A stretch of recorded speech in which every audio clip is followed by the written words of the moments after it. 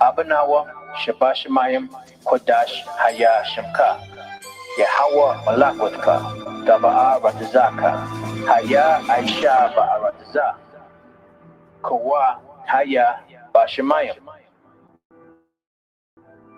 Nathanawa, Lakam, Kal Yuwam, Wasalatu Nawa, Kawabwat Nawa, Kasalak Nawa, Kawabwati Nawa, Wala'a, Tabaya Nawa, Banasayawan, Abo, Haushai Nawa, Mayan, Rai Kaya, Laka, Hamalakwa, Waha'ala, Wahata Ba'ara, La'ai Walamyam, Aman.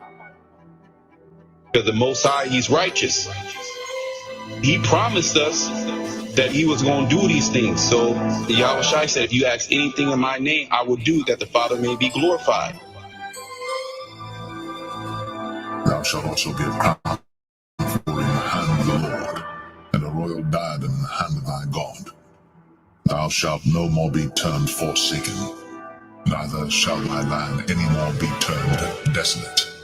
But thou shalt be called Hephzibah, and thy land Beulah. But the Lord delighteth in thee, and thy land shall be married. For as a young man marrieth a virgin, so shall thy sons marry thee. And as the bridegroom rejoiceth over the bride, so shall thy God rejoice over thee. And that's why we're striving for what? For eternal life. That's what this knowledge is about. And it's leading us in that direction. And it begins with the knowledge. And after the knowledge comes the healing. And through the healing comes the blessing of Yahweh B'Shem Shai, which He promised Abraham, and in the second covenant, that He will change our bodies. Because these corruptible bodies are corrupt because of the course that the world had to take to this point. According to the Holy Scriptures, Yahweh Shai, the Son of the Most High, is set to bring immortality to the nation of Israel, the elect, via establishing the tabernacle of David, as we talk about the second coming of who the world ignorantly calls Jesus Christ. He is coming to take down this current world ruled by Esau, Edom, and establish a righteous kingdom, which is synonymous with the throne of David. That's scriptural, which is a government that's going to run this world in righteousness.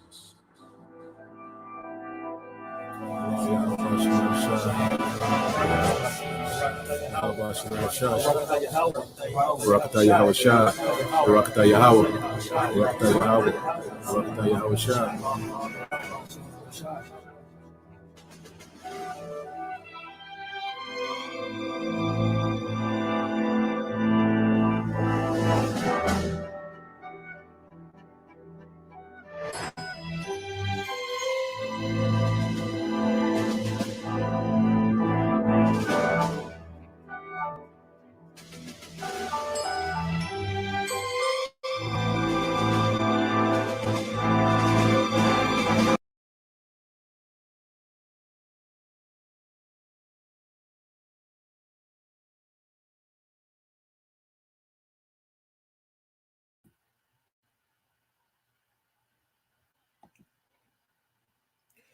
All right, Shalom. First and foremost, I would like to give all praise and glory unto Yahweh, Bahashem, Yahweh Shah, Bahashem, Kakadash. Double honors unto the apostles and the elders of GMS who rule well, teach well, being great examples for his younger brothers. And peace and blessing, salutations to the whole elect out there pushing his word in truth and in sincerity across the four winds in the name of Yahweh, Bahashem, Yahweh Shah. pushing to get up out of here. Shalom to the hopeful the believers, the listeners whom have came back to the obedience of the scriptures through faith in Yahweh Bashim Al-Shai. All right. And what we're going to get into today, is still dealing with Revelation, the 20th chapter. All right. As the Spirit, allows edification and topics to come, from madness, while they lie, we edify. All right. While they continue to push lies, we're going to continue to edify, and Lord willing, this is edifying, Lord will, understanding, brought forth, we're just going to get into these things, man. Now, this is, going into these things because, I love, going into this topic, okay, going into the practical, okay, the practical perspective of the kingdom, okay, because pretty much what you see in dealing with the IUIC, and I say Nate, Nate know he lying. He just, he set up to do that, all right. But you have it being accepted, by his congregation, okay, because pretty much they have a fairy tale understanding of the kingdom. They pretty much have a cartoon understanding of the kingdom. Okay, they don't look at the kingdom as being a functioning, okay, society in the earth. Okay, they really, they have a very cartoon-like mind frame when it comes to the kingdom that's promised to us in the scriptures. Okay, so we're going to touch on the practical, okay, perspective of the kingdom and what that entails. All right, and if we have a practical understanding through the Spirit, okay, and not saying that this is going to be, putting the kingdom in the box and this is how, things are going to be exactly, okay, but just laying the foundation of how kingdoms are ran and how the kingdom, during the time of King David and King Solomon, how things was ran and how the Lord is going to reestablish that in the earth, but on another level, okay, which we will have to wait to see, okay, but just to put us in that direction of understanding, all right, the affairs, all right, of a kingdom, okay. Now let's get this here real quick. This is GMS Kingdom Mind. Oh, it's me. Tripping. All right, this is Jeremiah 3:15. It says, and I will give you pastors according to my own heart, which shall feed you with knowledge and understanding. All right, and in these latter times, the Lord has set that up. All right, as you see our apostles and elders, all right, which they've learned from their elders, truth, okay, and sincerity, man. Okay, the Spirit is dealing. All right, and through those men, all right, through the Spirit of Yahweh Shema Shai, well, beginning with the sacrifice of Yahweh Shai, we have the understanding. Okay, we have, okay, pretty much a picture. We pretty much we got a vision. One thing about this truth, it goes from us, agreeing, to us being fully persuaded.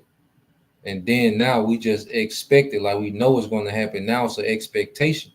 And within that expectation, we begin to see a vision, okay, of the things that we're being taught. We get to see a vision of the throne of David. We can kind of start seeing these things. Okay. As it says, let's get that real quick. All right, then we'll get into it. I think that's in Corinthians. All right.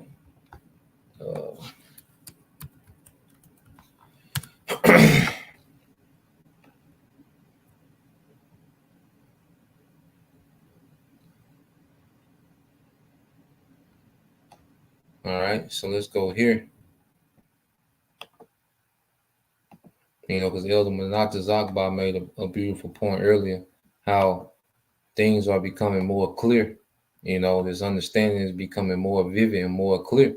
And, guys like Nate, and guys, Nate and guys like Nate, they're needed, to be in opposition to the truth. And what it does, it catapults our faith. It makes what we believe more firm. Okay, so let's go here to this 1 Corinthians 13:12 said, "For now we see through a glass darkly, but then face to face.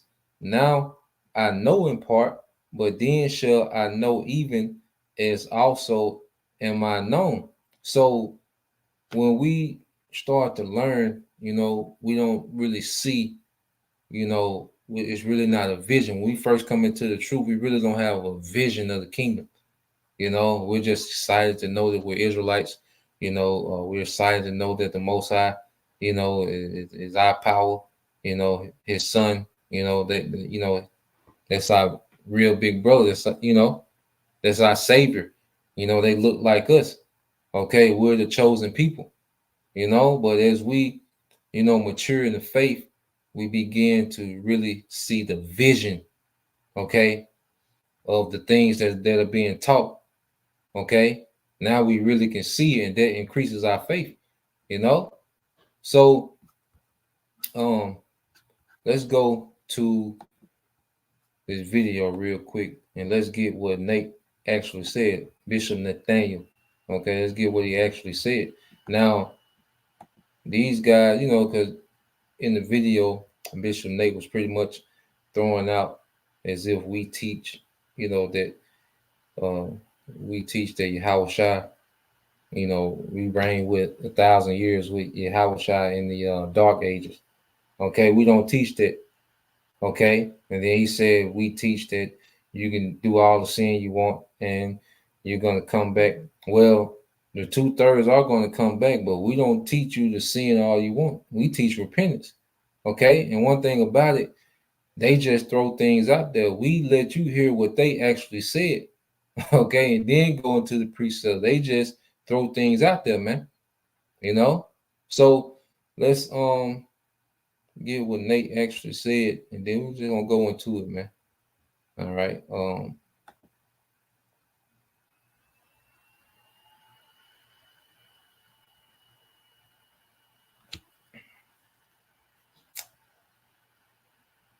Come on, man.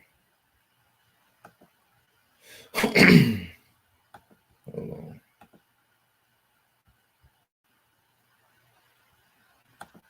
It should be already queued up. That ain't it. All right. So I'm gonna just let this play real quick. Then all right, we're gonna get into the lesson.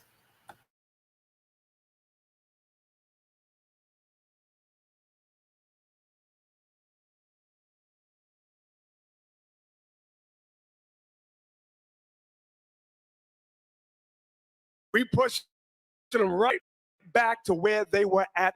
Like when you read in, hey, you already know what I want right now? While they're looking for the map? Job 30. We want verse, I think 1 through 5. I'm not looking at it. And Job 30 is explaining the dark ages. But then guess what? It's going to happen again.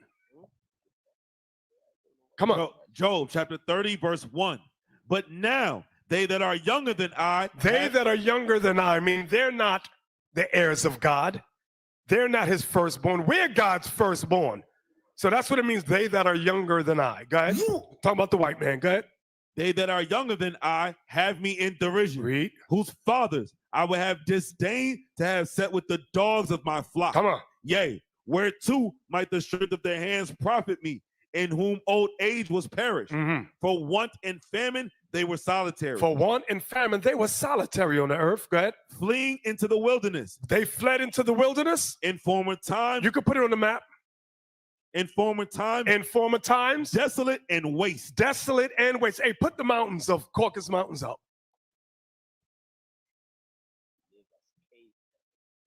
I want the caves of Khazaria, the Caucasus Mountains. Right there. You read. Who cut up mallows by the bushes and juniper roots for their meat. Uh-huh. They were driven forth from among men. We have drove them forth from among men. Go ahead. They cried after them as after a thief. We chased them like they stole something. Go ahead. To dwell in the cliffs of the valleys. That's it right there. To dwell in the cliffs of the valley. In caves of the earth. In caves of the earth. Go ahead. And in the rocks. And in the rocks. So that was during the Renaissance, but guess what? Back to Ezekiel 24. Read that part again. It says they shall be shut up in prison. Yes, sir. Isaiah. Yes, sir. Isaiah, I'm sorry. Isaiah 24. I ain't looking at the verse. Help me out. Yes, sir. I got you. Isaiah chapter 24 and verse 22. And they shall be gathered together as prisoners are gathered in the pit, and shall be shut up in the prison, and after many days shall they be visited. They're going right back to that same prison. You remnant of Edomites, y'all cannot go past the Caucasus Mountains. Y'all stay right there. But then guess what? The Lord's going to tell us, release them. Let them go out. And their job, Gog and Magog, they're going to gather together an assembly of nations. They're going to be building weapons again. So now back to Ezekiel 38.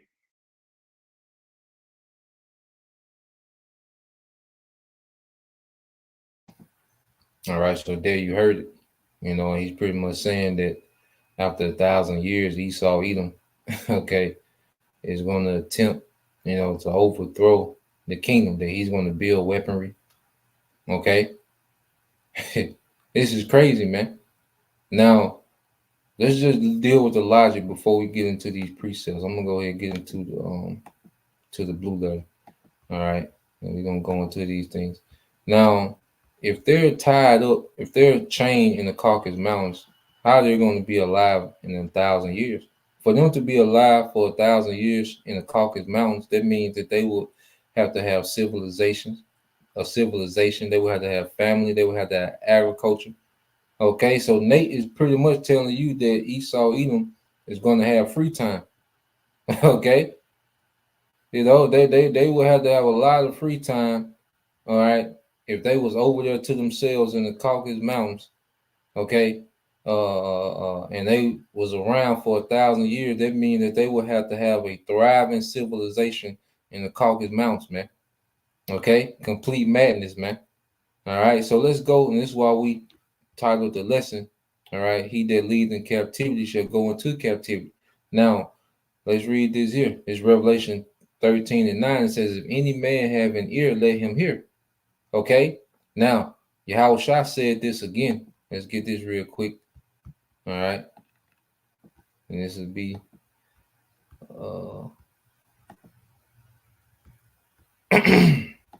let's get this again, man. He that have ears to hear, let him hear. And it's only for the elect to hear these things and understand these things.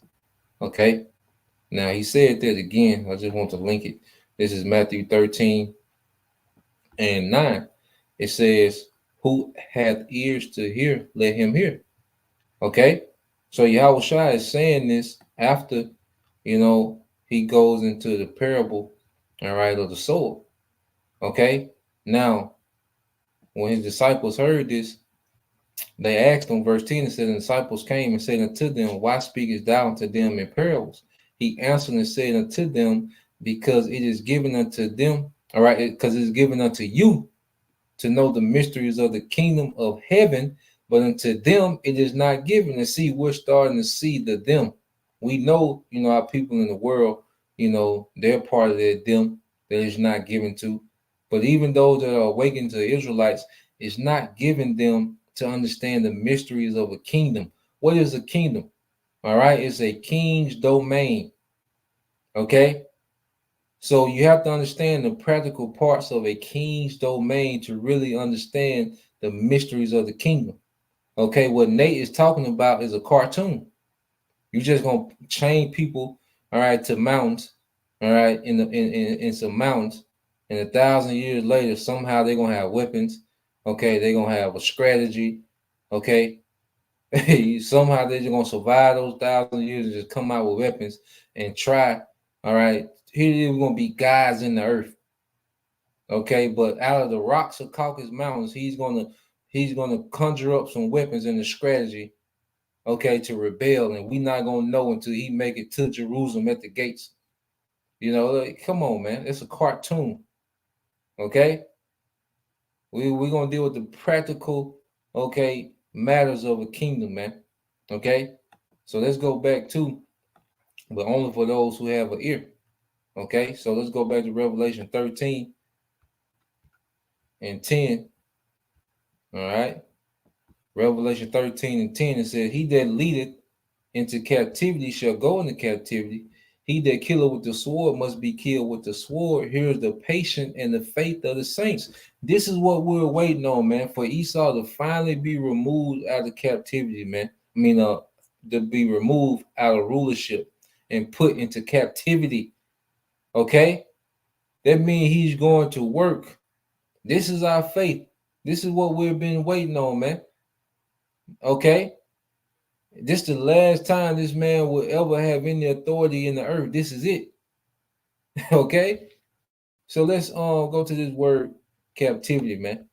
This is what we be waiting on, but Nate is telling you that nah, he's gonna come again. You know, come on, man. This is what this is what our faith is based on. This man finally being removed from power, man, put in chains and eventually exterminated, man. Okay, and that's gonna be a whole nother lesson by itself, man. All right, so let's get this word captivity. All right, in the Greek. Strong's G 161. Achmalosia. Achmalosia. All right, so you get this word in Greek. I think it was a root. Did I go to the root word?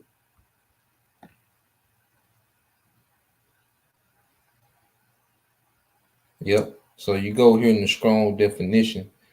All right. It says, and a derivative of the same. All right. It says a prisoner of war. Okay. Esau is going to be a prisoner of war. And when you make people prisoners of war, you put them to work. Okay.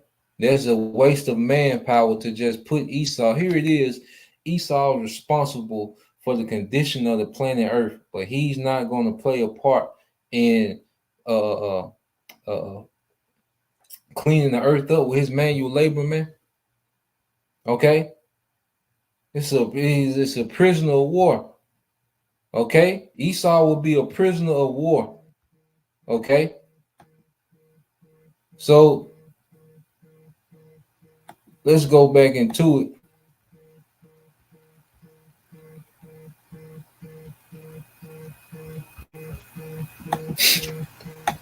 So when you go here to Revelation, what is Yahweh Shai coming to do? All right, this Revelation 19 and 11 says, I saw heaven open, and behold, a white horse, and he that sat upon him was called faithful and true, and in righteousness he doth judge and make war. Okay, he doth judge and make war. All right, and who's going to be a prisoner of war? Okay, Esau, Edom. Okay, and when you have a prisoner of war, so now let's deal with the practical. Okay, then we're gonna go into prophecy. Okay, let's deal with the practical, man. Let's get this word practical. This is why I just put it up here. Okay.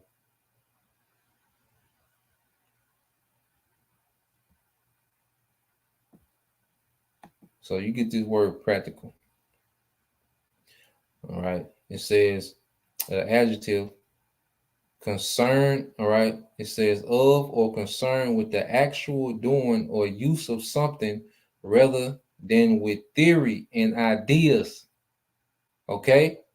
Concern with the actual doing or use of something rather than with theory and ideas. Okay. And what Nate is teaching is a doctrine of theory and ideas. Okay, it has nothing to do with the practical aspect of the kingdom. And you go here, the second definition, and it says of an idea, plan, or method. Okay, idea, plan, or method likely to see to be effective in real circumstances, feasible. Okay, in real circumstances, feasible. We're dealing with the real circumstances that Yahweh Shai is going to bring to the earth, man. Now, to get a glimpse of what the kingdom will be like, the practical aspect of the kingdom, is good to always go into the time of King David and King Solomon, because we're the house of David. Okay, so let's go here. Let's see what King David was doing, man. All right, you're not just gonna put people, because even the people in Esau's prison, they work. Now you have people in prison, but they'll be doing work for these major companies, man. Okay, they're not just sitting there in the prison. You know, even people in Esau's prison, they're getting their cheap labor out those prisoners for these major companies, man. Okay, that's why you have the prison, the industrial complex. Okay, so let's get on First Chronicles. I believe First Chronicles 18. All right, this First Chronicles 18 and 1. Now, after it came to pass that David smote the Philistines, and when did he do this? In war, and subdued them, okay, and took Gath and her towns out of the hand of the Philistines, and he smote Moab, and the Moabites became David's servants and brought gifts. Okay, so when you conquer nations, they become servants, they become workers. Okay, let's get this word servants, man. All right, and you just tie no, I hear like Esau got down rock rod. He's just gonna have him tied up with a chain, and he just walking in circles. Come on, man. All right, and y'all people at IUIC, y'all way too old to be believing that shit, man. Way too goddamn old, man. So you go to this word servant in Hebrew, which is abad. Okay, what does it say? A slave, servant, okay, subjects, okay. So Moabites was slaves. Philistines, they were slaves. Okay. So as David was going to war with these nations, he was turning them into what? Slaves under the kingdom of Israel. Yahweh Shai is coming to do what? Establish the throne of David. So what was going on during David's rulership? Okay, it says, and David smote Helarazah, king of Zobah, unto Hamath. So he was turning kings into slaves. This is what King David was doing. Yahweh Shai is coming back to turn kings into slaves. Okay? And it's going to be plenty of work to do in the kingdom, man. It says, as he went to establish his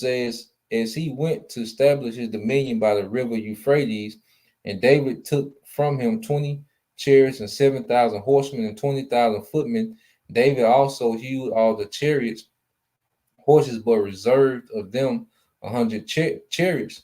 And when the Syrians of Damascus came to help Hadarazah, king of Zobah, David slew of the Syrians 22,000 men. Then David put garrisons in Syria, Damascus, and the Syrians became David's servants and brought gifts. Thus the Lord preserved David. All right. You see this? You see the pattern? Then the Syrians became David's servants and brought gifts. And we're going to get into these things in prophecy, man. Thus the Lord preserved David whithersoever he went. Okay? So when you're a nation that's coming into power, that's coming, okay, into authority, and as you take down other nations, they become your servants. Okay? Esau Edom is going to be, Esau is going to work the most hours, all right, and he's going to have the most backbreaking, laborious jobs in the kingdom. Okay, the first shall be last, and the last shall be first. Okay, so now let's get this here. What was King Solomon doing? All right, let's get 1 Kings 5.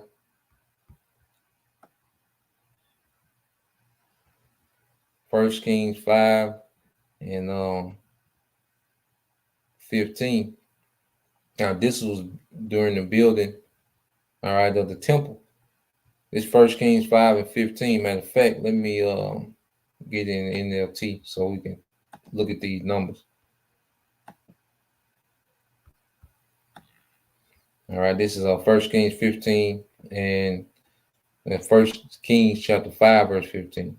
Solomon also had 70,000 common laborers, 80,000 quarry workers in the hill country. Okay, so Solomon, okay, had 150,000 labor force, okay, for the building of the temple. This is for the building of one building. He had 150,000 laborers to build one building. Okay, so you think we're gonna have all that manpower in the kingdom? All right, Esau, Edom, the wicked. Okay, the nation that the Lord hates, and they just gonna be, in the Caucasus Mountains chilling. Okay, while all this work is going on. No, Esau got a lot of work to do, man. Okay, Solomon had 150,000, all right, men, all right, heathens for the building of the temple. Okay, it says in 3,600 foremen to supervise their work. Okay, and then you had Israelites that was supervisors over those foremen. Okay, it says at the king's command, they quarried large blocks of high quality stone, all right, precious stone, and shaped them to make the foundation of the temple. See, going back to the practical, like, okay, like I like, brother drink Topo Chicos, the mineral water in the glass. In order for me to be able to drink a Topo Chico, do you know how much labor has to go into that? How much manual labor goes into that? Okay, you want to drink some tea. Do you know that that herb has to be actually harvested? Okay, you see, in America, we get the back end. We don't see the labor that goes into the lot of conveniences that we enjoy today. Okay, you go to Starbucks. You see, America has been separated from the actual labor and the work that goes into these convenience, the convenience that we enjoy on a day-to-day basis. Okay, and you can see with IUIC, they don't think like that. I say they think like this is a cartoon. No. Okay, it says at the king's command, they quarried large blocks of high quality stone and shaped them. So the stones, all right, have to be mined, then they have to be shaped, then they have to be polished, then they have to be transported, then they have to be set. Okay. Like I say, you gotta think the Topo Chico, this glass bottle, that's a resource. That glass has to be made. It has to be, it's a process for that. You see? Come on, man. We gotta think like adults, man. Okay. I say y'all IUIC, y'all are way too goddamn old to believe that bullshit, man. Okay, now let's go here. This is 1 Kings 9 and 15. It says, this is the account, all right? It's dealing with King Solomon again. It said, this is the account of the forced labor, okay? The forced labor that King Solomon conscripted to build the Lord's temple, the royal palace, his own house, the supporting terraces, the walls of Jerusalem, and the cities of Hazar, Megiddo, and Gazar. Okay? So for King Solomon, he forced labor for the building of the temple, his own palace, all right, the additions to his estates, and his own personal cities, all right. It was through forced labor. Okay, it says Pharaoh, the king of Egypt, had attacked and captured Gezer, killing the Canaanite population and burning it down. He gave the city to his daughter as a wedding gift when she married Solomon. All right, and it lets you know that King Solomon wasn't just marrying women just to marry women. Okay, this is how kings would close business deal. Okay, to make business deal legit. Well, look, let you know that it's real. All right, I'm gonna give you my daughter in marriage. Okay, and I know if you Westernize, it's the point where you stop watching if you Westernize. Okay, but that's how kings and men of high status dealt. Okay, their daughters would close a lot of those deals, those major deals. Now, keep reading. Says, so Solomon rebuilt the city of Gezer. He also built up the towns of Lower Beth Horon, all right, Balath and Tamar in the wilderness, all right, within his land. Okay, it says he built towns as supply centers and constructed towns where his chariots and horses could be stationed. He built everything he desired in Jerusalem and Lebanon and throughout his entire realm. Okay, so all this building that was going on, and this is just for one king, King Solomon. Okay, we're going to be a nation of kings and priests. Okay, each brother, okay, is pretty much going to have their own construction crew. You see, depending on each brother going to have their portion, but according to the portion that we got, we're going to have the workforce. Okay, that's going to be needed. Okay, according to our portion, according to our reward in the kingdom. Okay. God. It says, there were still some people living in the lands who were not Israelites, including Amorites, Hittites, Perizzites, Hivites, and Jebusites. They were descendants of the nation whom the people of Israel had not completely destroyed. So Solomon conscripted them for his labor force, and they serve in the labor force to this day. Okay. But Solomon did not conscript any of the Israelites for forced labor. Instead, he assigned them to serve as fighting men, government officials, officers and captains in his army, commanders of his chariots and charioteers.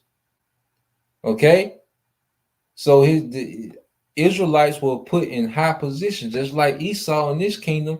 Isn't Esau in these positions? Okay, government officials, officers, and captains, and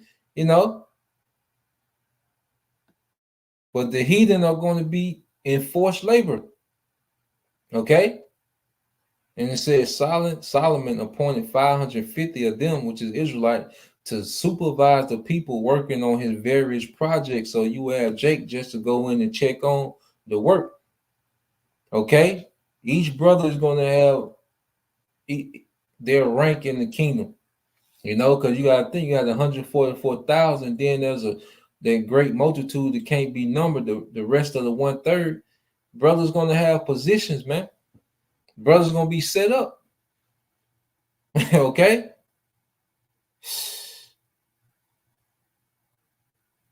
Come on, man. So let's go here. Let's go to the promise. All right, because part of their promise was these nations would be in captivity, man. You go to the blessing. Okay, this is let me go back to the KJV. The kingdom gonna be oh man. The kingdom is gonna be so far beyond anything we can imagine. All right, but we're just getting into the idea, just to be in the mindset of how the practical, okay, aspect of kingdoms and how they run. Okay, and it's gonna be on a whole nother level than what's being explained. All right, you women, you like, because it was, as a woman, you was a woman of status back in the day, you might have had 4 or 5 handmaids, man. In the kingdom, a woman, one of your wives might have 200-300 handmaids, man. Okay, the women gonna have their hair back, man. You're gonna take 3-4 women, 3, 4, 5 women just to do, the Israelite woman hair, man. Everybody gonna go to work, man. And another thing, the Edomite woman gonna be in the fields, in the mines, and in the fields with that nigga, man. Okay, and here it is. We picked all this cotton. You think this man not gonna pick no cotton? Because those are the main things that we're gonna be wearing is cotton, linen, and silk. Because we're gonna go back to wearing one fabric at a time. Okay, so you're gonna have your cotton, you're gonna have your cotton, robes and garments. You're gonna have your silk. You're gonna have your linen. Okay, the cotton. Who you think gonna pick the cotton? Who we ain't gotta spin the bottle on that. We down.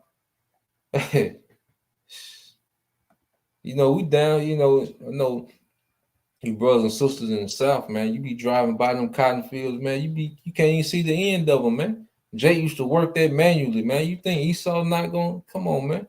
From can't see to can't see. Okay. This Genesis 27-28 said, therefore the Most High. All right, now this is the blessing of Jacob. Therefore the Most High give thee the dew of heaven and the fatness of the earth and plenty of corn and wine. Let people serve thee. Now the fatness of heaven is, all right, the dew of heaven, okay, is the earth. All right, and the fatness of the earth is where we're going to dwell, which is in the most plush parts, but the whole earth is going to be our possession. And plenty of corn and wine, which is resources, because the earth is going to give forth its strength. All right, and the earth is going to have to be worked. Okay, it said, let people serve thee and nations bow down to thee, be Lord over thy brethren, and let thy mother's son bow down to thee. Cursed be everyone that curses thee, and blessed be he that blesseth thee. So let's go back to this word serve. This is in the promise. Okay? So as we get this word serve,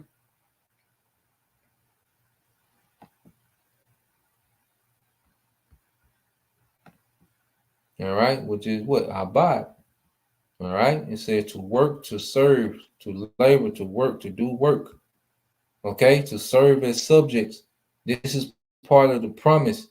These nations are going to serve. Esau is going to serve in these other nations. And Esau is going to do the majority of the work. Just as we do majority of the hands and feet work of this kingdom, you think Esau is not going to do the majority of the hand and feet work? Him and, all right, Karen.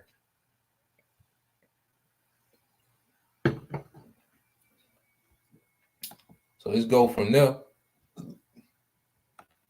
When you go to Psalms, okay, let's get this in Psalms.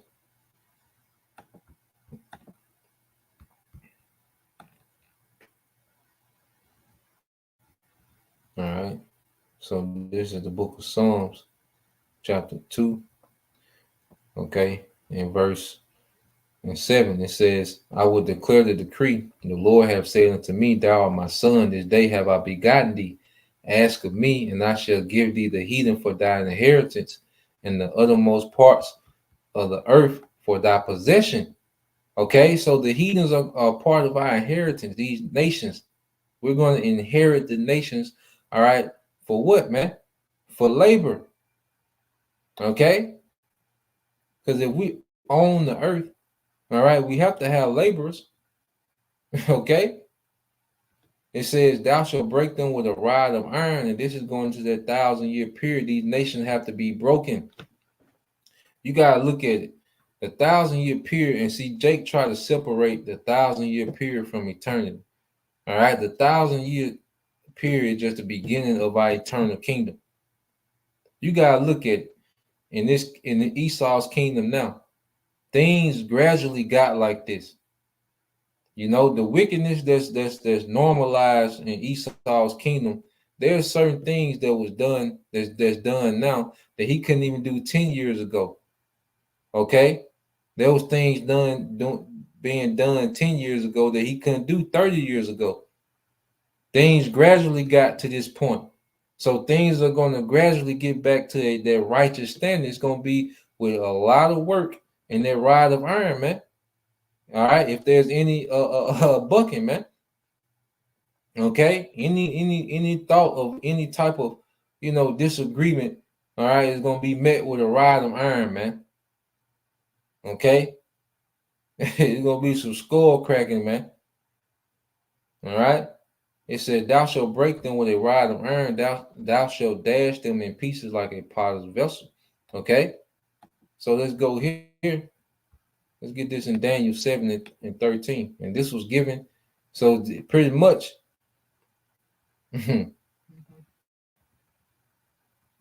Let's go Daniel 7 and 13. It says, "And I saw in the night visions, and behold, one like the Son of Man, which is Yahushua, came with the clouds of heaven, the chariots, and came to the Ancient of Days, and they brought him near before him.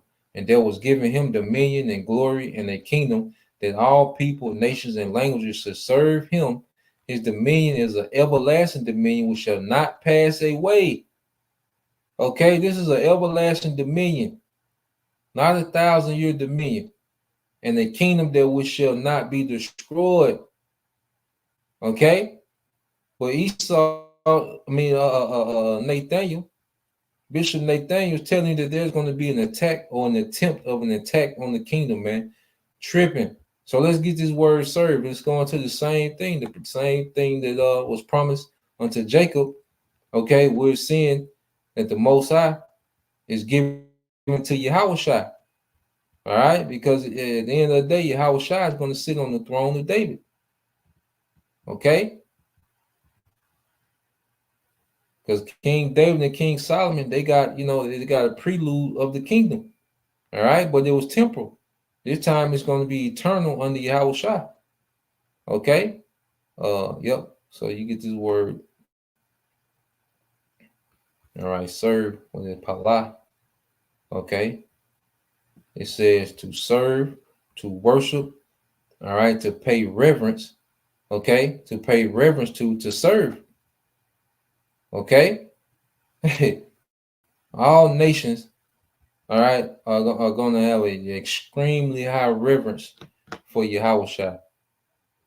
Okay, you mean to tell me that Esau is going to convince the nations to go back to this bullshit?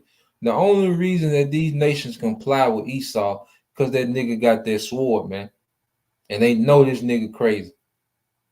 Okay, he owned all the trade, in order for your nation to draw revenue, you have to deal with this man. Okay, the nations don't like Esau like that, man. Okay, he was given, this time to deceive them. This time, all right, he would lose this little season, but that never happened again, man. Okay, these nations are going to see righteousness, man. Okay, let's go here.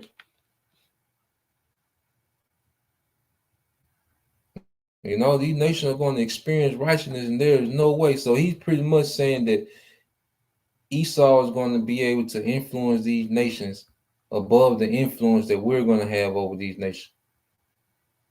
Because if you rebel, that means that you fear, okay? You don't fear the people you're under, okay?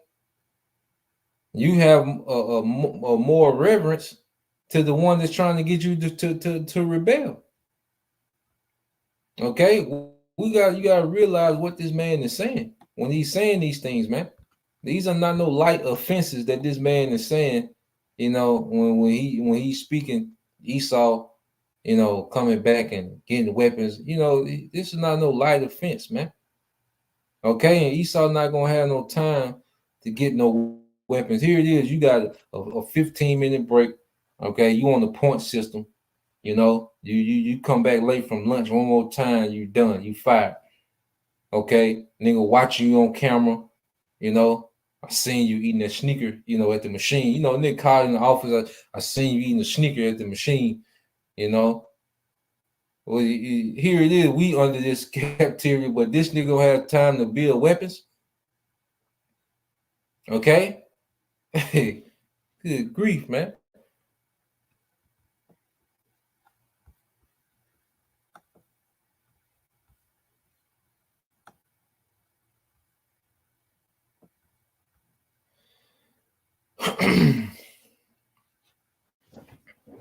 So let's go from there. All right. Now I want to get this in the book of Tobit real quick.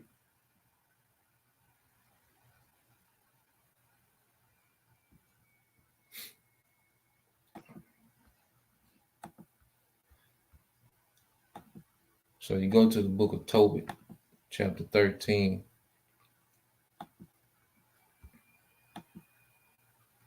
All right.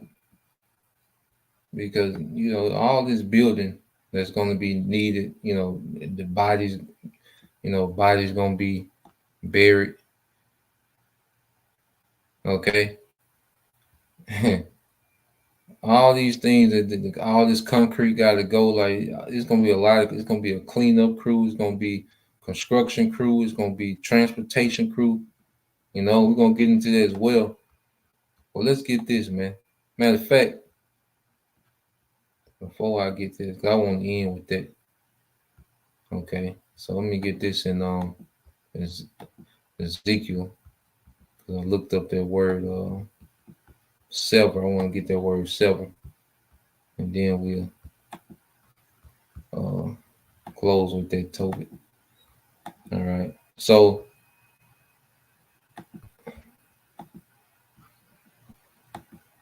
let's get Ezekiel 30.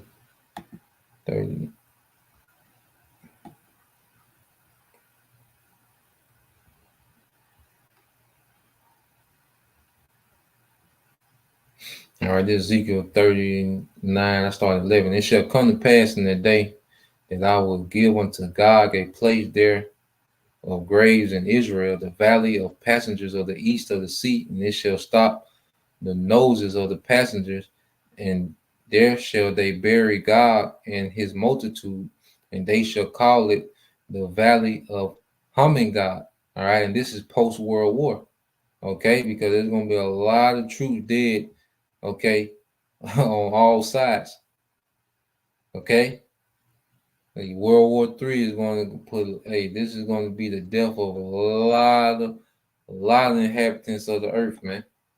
Okay, it says in 7 months shall the house of Israel be burying of them, that they may cleanse the land. Yeah, because these Russians, you gotta understand, they think they next. No, they finna go to work too. Everybody finna go to work, man. What the hell this guy talking about? These folks finna go to work. Okay. It says, in 7 months shall the house of Israel be burying them, which is not going to be us. Okay. And we're going to go into why, it says Israel going to be burying them, but it's not going to be us, man. Remember, nation shall serve thee, that they may cleanse the land. Yeah, all the people of the land shall bury them, and it shall be to them a renown, the day that I shall be glorified, said the Lord power. Okay, and what do you think these nations are going to be thinking as they burying these bodies? They're doing this, this laborious work, because their shovel, see, that's some work, burying the grave. Shh. You go dig a 2-foot hole. You go dig a 2-foot hole in your backyard right now. Okay, you gonna have to call in. All right, you gonna be through. So bury. There's gonna be some work. Okay, and that's just phase 1. All right, and it says, and they shall silver out men of continual employment, passing through the lands to bury the passengers, those that remain upon the face of the earth, to cleanse it. And after the end, the 7 months, all right, shall they search. Now, I want to get this word, all right, because those bodies got to be buried, and it's going to be fertilizer, man. Their bodies decomposing and break down. It's going to get strength back to the soil, man. The Lord got this thing mapped out. Okay, so you go here. Let's get this word silver out. All right, in the Hebrew, all right, it's badal. Okay, so to sever out means to divide, to separate, okay, to make distinction, to divide into parts. Yeah, so we're going to be, this people, all right, these heathens going to be burying the body, these people are going to be marking the bodies to be buried, these heathens are going to be in the mines, these heathens, are going to be the builders, okay, these heathens are, it's going to be this is what we're going to be doing in the kingdom, man, severing out. I mean, this is what we're going to be actually doing, putting work systems in place, man. Okay, putting labor forces, deciding, okay, how many need to be doing this, how many need to be doing that, where they need to go, Okay, this is y'all handle this phase of the work, y'all handle this phase. Okay, that's what the kingdom is going to consist of, man. Okay, us ruling over these heathens, man. All right, ain't gonna be several continued employment. Ain't gonna be no unemployment rate in the kingdom, man. Okay, ain't gonna be nobody in the kingdom talking about they trying to figure it out, what to do with their life. Nah, it's gonna be playing when you come out the womb. All right, you're coming out to a job. Okay, and when you develop enough muscles, okay, to do something, you going to work. Okay, ain't gonna be I'm trying to get my master. No, we got your masters. All right, we got all that figured out. Okay, you don't have to do no thinking with that. Planning your future. No, we're gonna have that planned out. Okay. Yeah. So let's go here to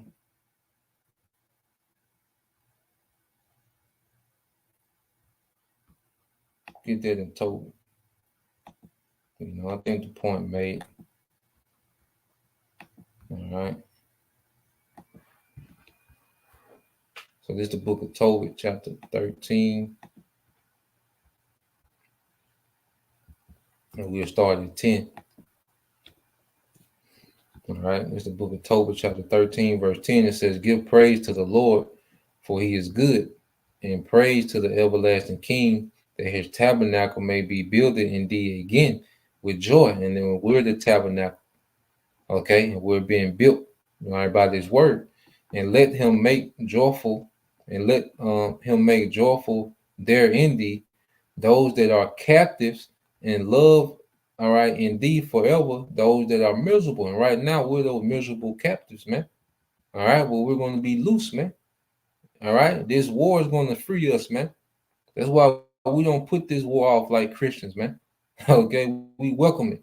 It said, "Many nations shall come from far to the name of the Lord, all right, with gifts in their hands, even gifts to the King of heaven." All right, just as what's going on with King David and King Solomon. "All generations shall praise thee with great joy.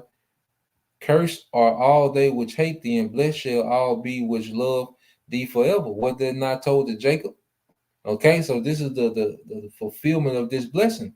"Rejoice and be glad for the children of the just, for they shall be gathered together and shall bless the Lord of the just." All right, and that's the deliverance. We're being gathered by this word, but then we're going to be gathered and taken back to our land.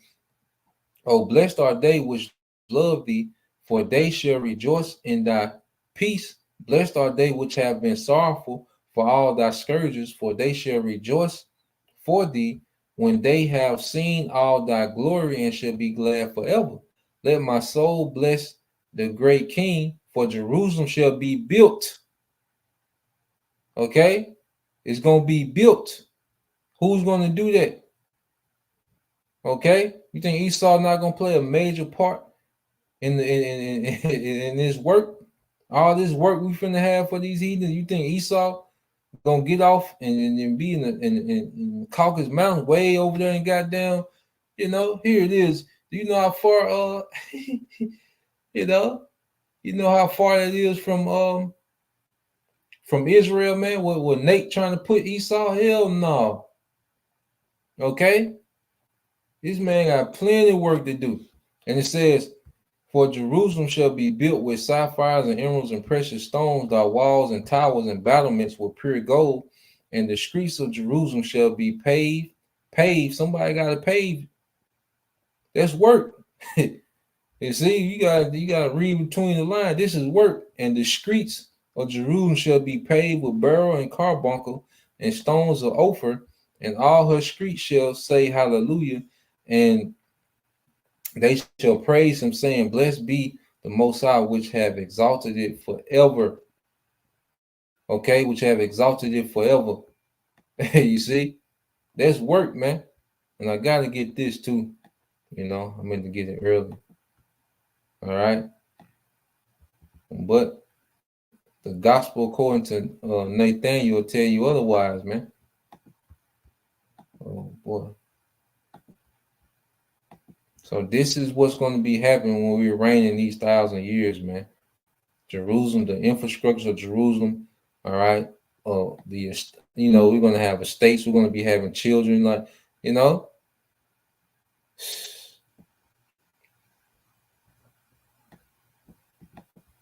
So we're going to be establishing that righteous order, man. You know, the 1,000 years is the beginning of eternity, man. Okay. It said the word that Isaiah, the son of Amos, saw concerning Judah and Jerusalem, and it shall come to pass in the last days that the mountains of the Lord, or the government, all right, Zion, all right, shall be established in the top of the mountains and shall be exalted above the hills, and all the nations shall flow into it, because these are the nations after that 1,000-year period. Okay. Even going into that 1,000-year period, man, these nations are going to see the benefit of righteousness, man. They're going to benefit off the wisdom, all right, that the earth is going to be ran with. All right. It's going to far outdo an iPhone and Starbucks, man. Okay. It says, and many people shall go and say, come ye and let us go up to the mountain of the Lord. Hey, they got to check in to the house of the power of Jacob, and he will teach us his ways, and we will walk in his path. For out of Zion shall go forth the law and the word of the Lord from Jerusalem. But Nate is telling you that Esau is going to undo this, and he's going to get the nations to rebel. Okay. It says, and he shall judge among the nations and shall rebuke many people, and they shall beat their swords into plowshares and their spears into pruning hooks. Nation shall not lift up sword against nation, neither shall they learn war anymore. Okay? So the scripture tell you they shall not learn war anymore, but Bishop Nate is telling you that the Esau is going to war against Israel in the kingdom and get other nations to follow him. Okay, so at the end of the day, you believe what the Bible say or you believe Nate. Okay, and that's what it's going to boil down to. All right, so yeah, man, that's the point. I pray that you brothers, all right, and you sisters were edified. Just want to paint that picture in the spirit. Like I say, it's right on time. Hey, you can do nothing against the truth before it. Okay, so when we hear these, I say when they lie, we're gonna edify. Lord will. So with that, once again, give all praise, honor, and glory unto Yahweh, by Hashem, Yahushua, by Hashem Kakadash, and double honors unto the apostles and the elders of GMS who rule well, teach well, being great examples to his younger brothers, and peace and blessings, salutations, hopefully, shalom.